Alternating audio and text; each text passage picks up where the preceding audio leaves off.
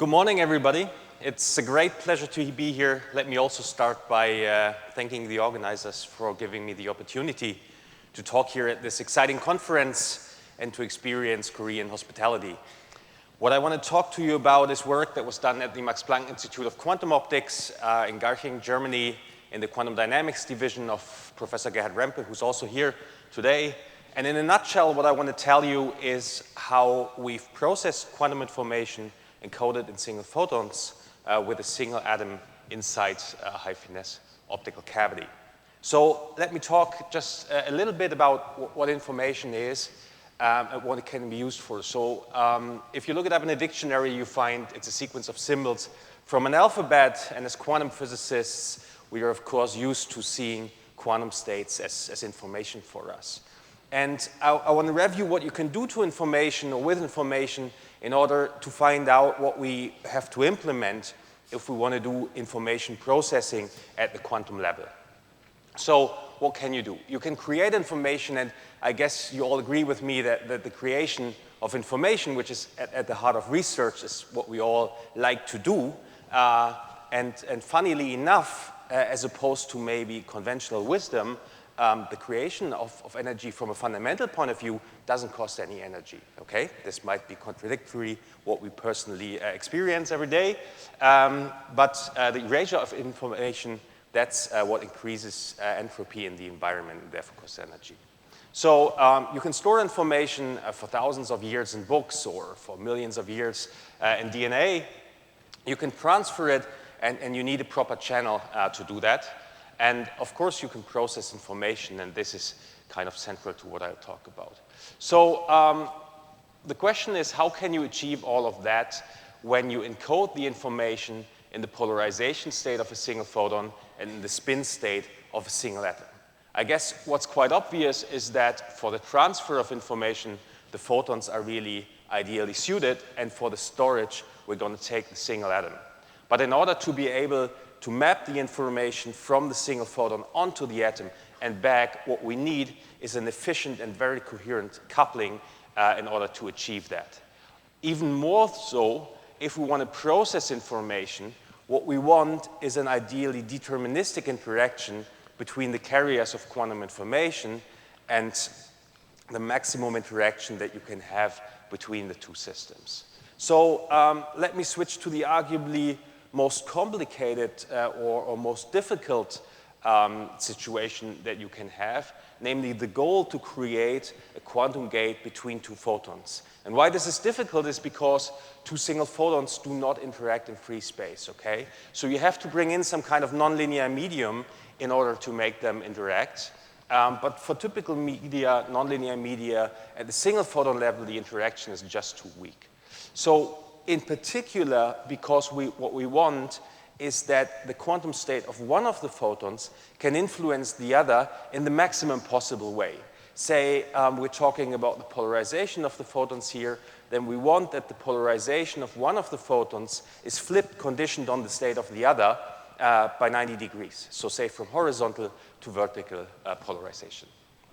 Our solution is to take a single atom as the nonlinear medium embedded in an optical cavity. And this is just one approach out of many that have been pioneered over the years in order to realize effective photon-photon interactions. So there's this ingenious proposal by Neil Laflamme and Milburn kind of circumventing this problem of the interaction via matter. But the problem is that their proposal is intrinsically probabilistic, and we'd like to have a deterministic interaction for high efficiencies in the process. So then, as I already elaborated, nonlinear crystals, photonic crystal fibers, conventional nonlinear media just have a single photon phase shift on the order of microrads, which is really much too low. And the same is true for electromagnetically induced transparency with low-lying atomic states. So the previous speaker has perfectly alluded on how these problems can be attacked using Rydberg atoms and the interaction between those. So I don't need to go into the details there. And another approach, and it can also be combined, is cavity quantum electrodynamics, where you couple optical resonators to say, single emitters like quantum dots, or also single atoms, which is a broadly studied topic. People have even trapped atomic ensembles in cavities and used these to mediate effective photon-photon interactions. This is the system I want to concentrate on today, which brings me to the outline of my talk. So I want to start by presenting you how we have implemented a quantum logic gate between the single atom and an impinging photon. Then I want to show you two applications of that, and those applications would be the non-destructive detection of a single optical photon and the heralded storage of a photonic quantum bit. This would be the storage part of the information. And then I want to go on and show you how you can extend this to implement a photon-photon quantum logic gate. So let me directly dive in and show you the system that we use to implement these efficient atom-photon interactions. It's basically provided by a high-finesse optical cavity, and the parameters of these systems put us at the onset of the strong coupling regime, where the exchange of excitation occurs at a higher rate than the decay processes in the system, which are decay of the excited state of the atom with a rate gamma and decay from the cavity with a rate kappa. Our cavity is special in that it's single-sided, namely the transmission of one of the mirrors is much higher than that of the other, and this leads to the fact that we can very efficiently in- and output couple via this one mirror here, in a spatially and spectrally well-defined mode that we can couple to a single-mode fiber with over 90% efficiency. The atoms can be shifted into and out of the cavity mode in an optical conveyor belt. Ultimately, they are trapped in a 3D lattice geometry formed by two blue standing waves, one intracavity, one vertical, and a horizontal reticune standing wave, which gives us trapping frequencies on the order of a few hundred kilohertz along all directions, and therefore excellent atomic confinement with an atomic ground state wave function which spreads less than 50 nanometers. We can also ground state cool the atoms, but it's something that's not required for the experiments that I want to show you today. So let me explain the cavity QED interaction mechanism that we used, and which actually was proposed quite some time ago by Lu-Ming Duan and Jeff Kimball already in 2004. So this is kind of the relevant level scheme of the rubidium-87 atoms that we use. We encode the atomic states or atomic quantum bit in the state spin down, which is this F equal 1, MF equal 1 state here. And the spin up state is this F equal 2, MF equal 2 state here. Now, what you can see is that because an AC Stark shift of the dipole trap lifts the degeneracy of these excited state here, that the only resonance situation is the one where the atom is in this spin up state, and the photon is right circularly polarized. This is where we have resonance. In all other cases, the atom is effectively detuned from the system. What's important, we are always talking about photons which are on resonance with a resonator, with an empty resonator, and this leads to two distinct situations. We have one where the atom is effectively decoupled from the resonator and from the impinging photon, and this is the case whenever the atom is spin down and or the photon is left circularly polarized. In that situation, a resonant impinging photon can enter the cavity, but it basically doesn't see the atom. It leaves the cavity, and by that it acquires a phase shift of pi, a totally classical effect, as opposed to reflection, direct reflection from the first mirror. There's one situation where we have this direct reflection from the first mirror, and that's when the system is strongly coupled, when the atom is in the spin-up state and the photon is right circularly polarized. So if I plot a truth table of such a system, then what you see is that we have a minus sign for three-state combinations and a plus sign for this strongly coupled situation. And this is the truth table of a CZ gate that we have implemented here. It's a universal quantum gate, and in particular, it can be used to implement a controlled NOT gate. Let's see what happens if we prepare the impinging photons in linear polarization states, say horizontal or vertical. And just to give you an example, let's see what happens if we prepare the atom in a spin-up state and take a horizontally polarized photon.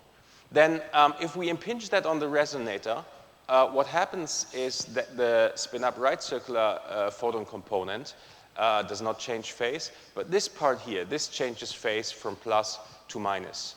And therefore, what effectively happens is that the horizontal polarization is flipped to vertical, and this is exactly the controlled NOT operation, because it only happens when the atom is in spin-up state, whereas it doesn't happen if the atom is prepared in the spin-down state. The flip probability here is 86%, and we really well understand what the limits of those are. It's basically mostly to do with the mode matching of the free space impinging photons and the cavity mode. We can also use this atom-photon quantum gate in order to create entanglement, as any quantum gate should. And we generate atom-photon entanglement with a state fidelity on the order of 80%.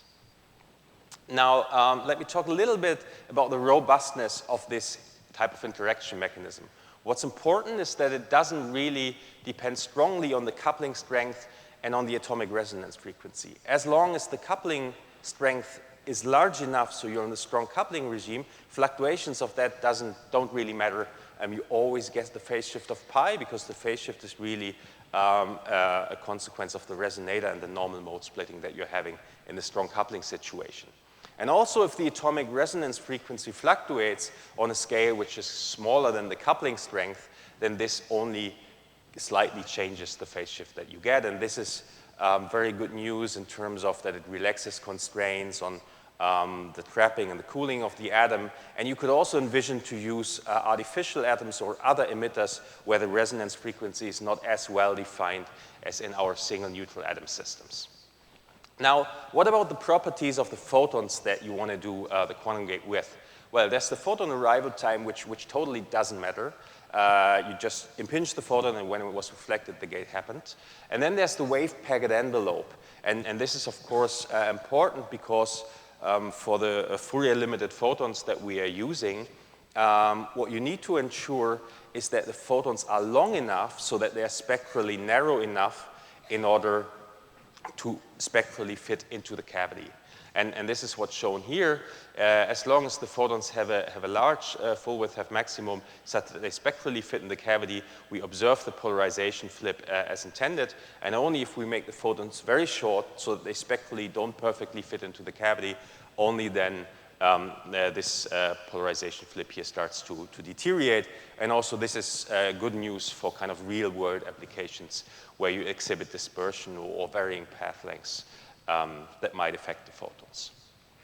Right, so with this, I want to switch to the applications and first explain how we use the gate to do non-destructive photon detection. So first of all, the goal here is to detect a photon without absorbing it, right? This goes back a long time, the idea. The idea is that you entangle the presence of a photon with the state of the atom, and then you read out the atomic state when the photon is somewhere sound and safe. Okay, and this has been done for microwave photons in the Arosh group. I want to show you how we did it with single propagating flying photons in the optical domain. Effectively, what you do is a parity measurement. So you're preparing the atom, this is the blosphere of the atom, in a superposition state, spin up plus spin down.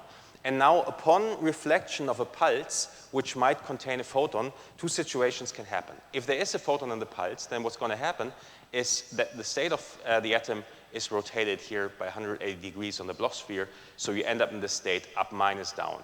Whereas if there's no photon in the pulse, then the atomic stays at what it was upon reflection of this pulse. Okay, and now what we can do is we can rotate the atomic state by 90 degrees, and therefore transfer this phase difference between the two states into a population difference, and therefore an energy imbalance. And then we can read out these energetically separated states using cavity-enhanced fluorescence state detection. So the atom lights up if there was a photon reflected, and it stays dark when there was no photon in the pulse. Right, so how do you characterize such a detector? Well, you make use of the fact, or you might make use of the fact, that the detector is non-destructive. So you detect it twice. You first reflect it off your non-destructive detector, and then you put a conventional, say, a single photon detector in as a reference. And we measure a conditional efficiency of 82%. That means when the classical detector clicks, we also observe our non-classical detector to click in 80% of the cases. And from that, you can calculate the efficiency of our detector for single photons to be 74%. And again, we pretty well understand where the limitations of that come from, and none of them is fundamental. The photon survival probability is basically given by the probability that the photon is reflected from the atom cavity system. Okay, and this is on the order of 66%, which has to do basically with the properties and the losses that we have in the cavity. Let me come to a second application, and that's the storage of information, an important topic, as I told you earlier. Basically, the way we do it is, again, very simple. We apply the gate by reflecting the photons whose quantum state, whose polarization state is to be mapped onto the atom. We reflect this photon from the atom cavity system with the atom initially prepared in the correct state. And then we detect the photon in a polarization-sensitive way. And this detection of the photon basically serves two purposes.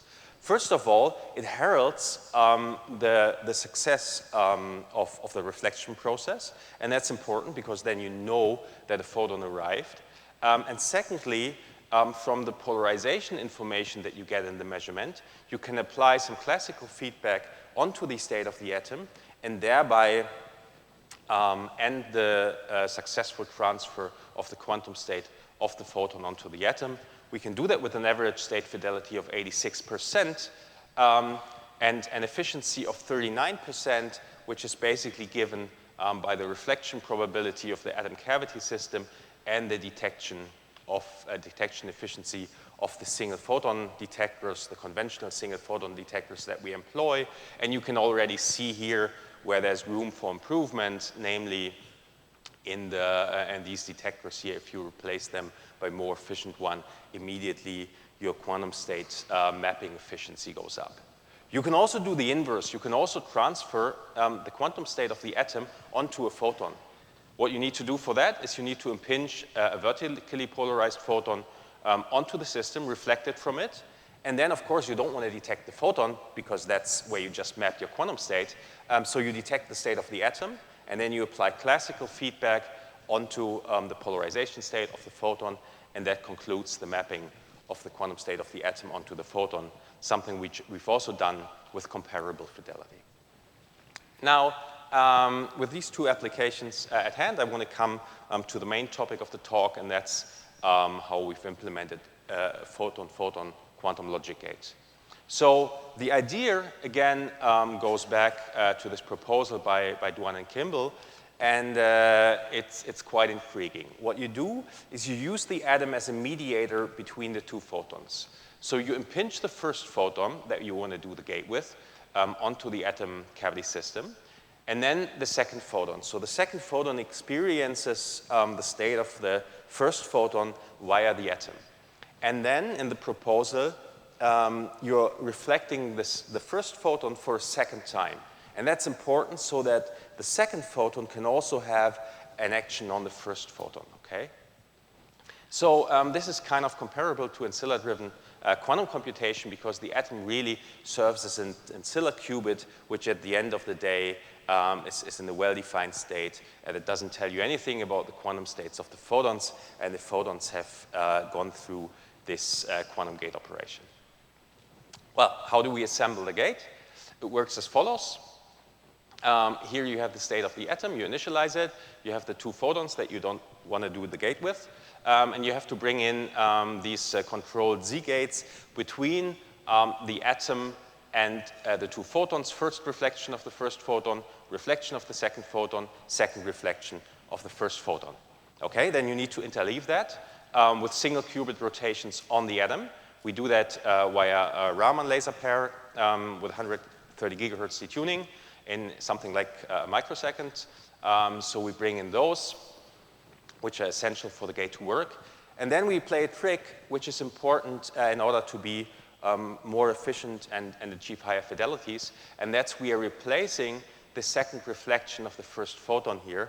And we are replacing it by the principles of implicit and deferred measurement with a measurement and classical feedback on the atom. This is really equivalent.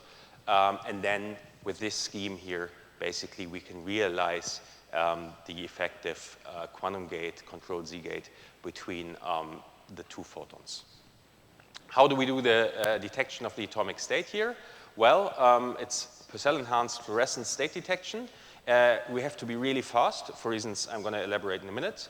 And we achieve 96% fidelity in 1.2 microseconds, which is basically limited by the fact that in this short time, we can only scatter a few photons if the atom is in the bright state. And then the classical feedback basically goes via an FPGA onto an electro-optical modulator, which then controls the polarization rotation on the first photon here. So the way we do that is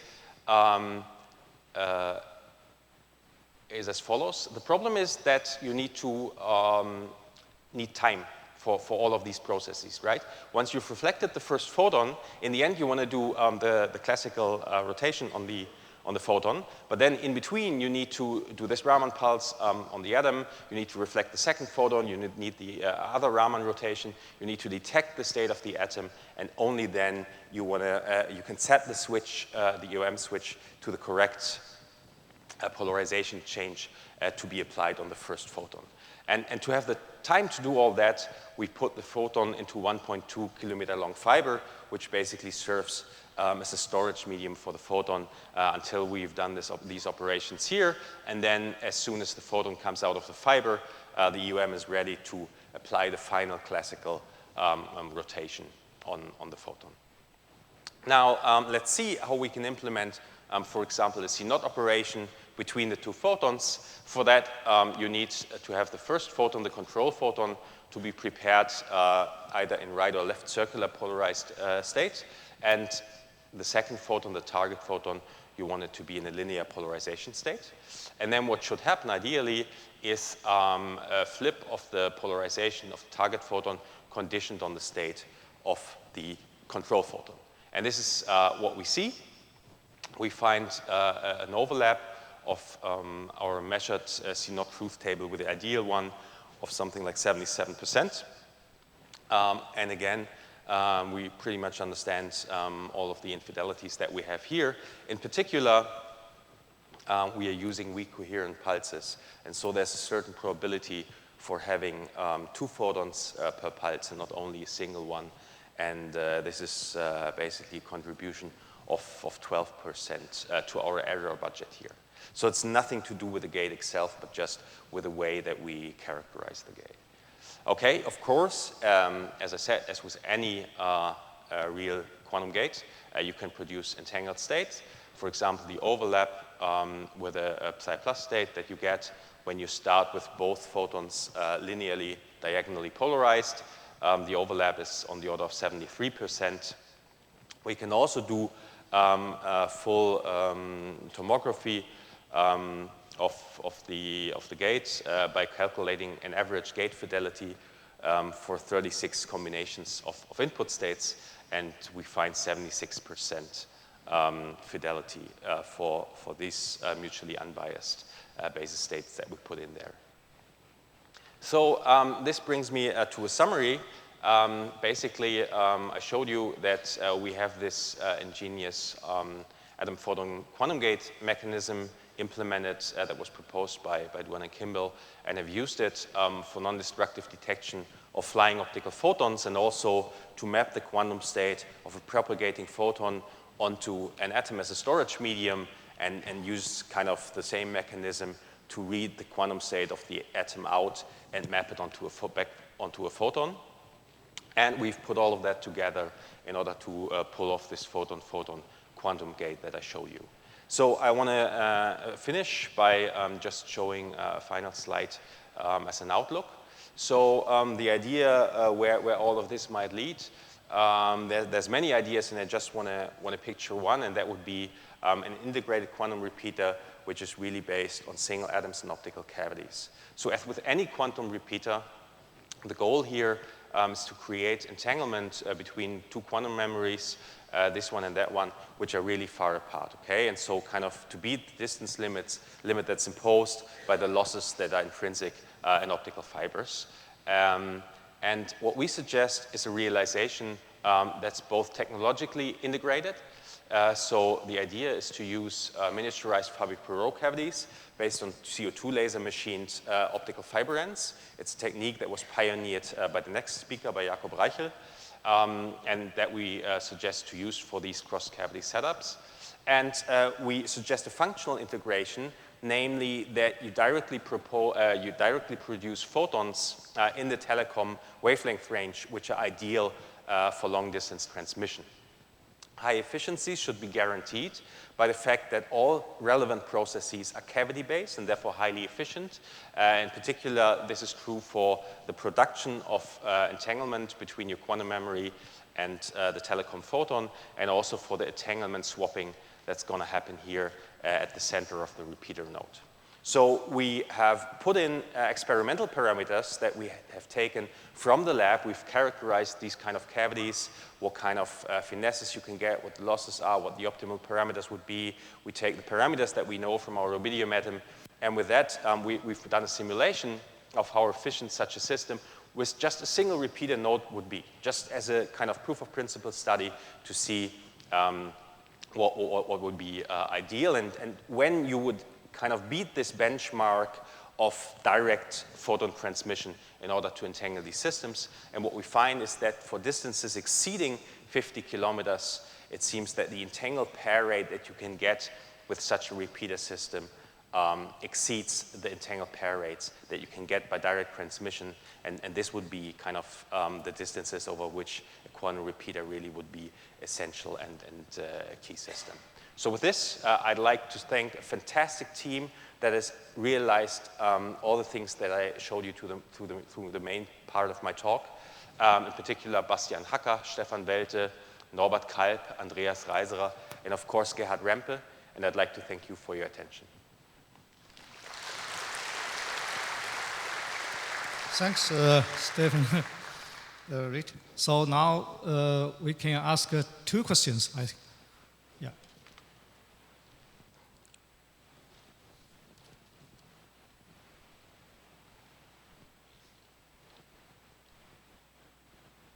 Beautiful talk.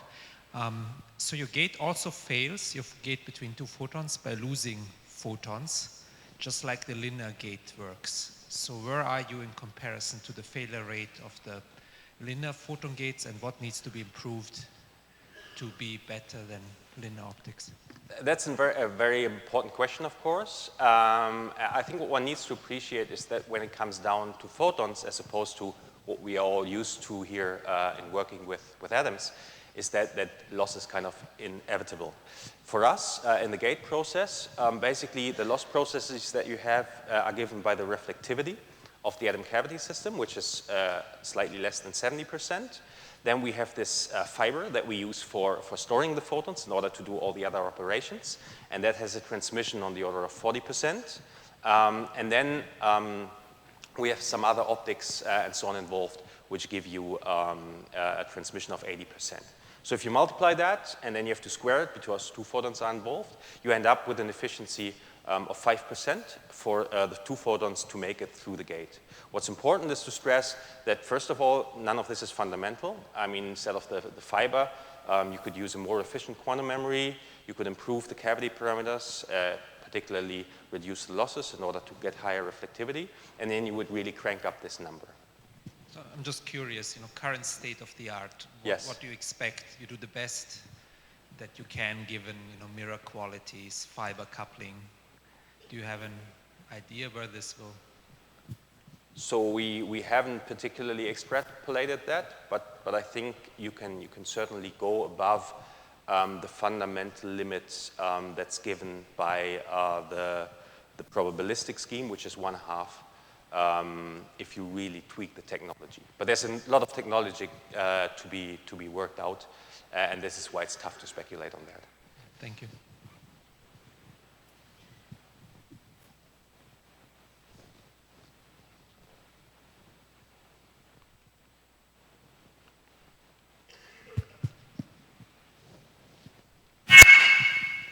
Yeah. Hello. Is there a time delay when the photon is reflected?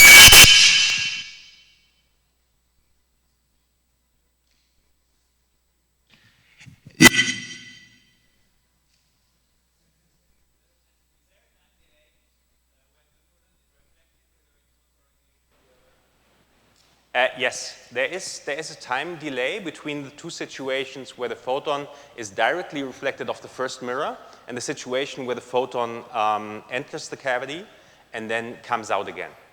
And in order this time delay, of course, must not be too large, otherwise it will decrease the fidelity of the gate. And this is important, but it boils down to the same criteria that you have for the photon to spectrally fit into the cavity. If the photon should kind of fit spectrally into the cavity, it needs to be long enough to be Fourier limited kind of in frequency space, kind of narrow enough. And then if the photon is really long, then this means that this time delay that you accumulate in the cavity, it doesn't have a big effect. So yes, there is a delay, but you can make it arbitrarily small. Okay, so let's thank Stephan Ritter again. And now we move to the third talk. The speaker is Stephan Ritter from Castor Process Laboratory, Economo Superior. So his talk is on spontaneous spin squeezing in a rubidium BEC.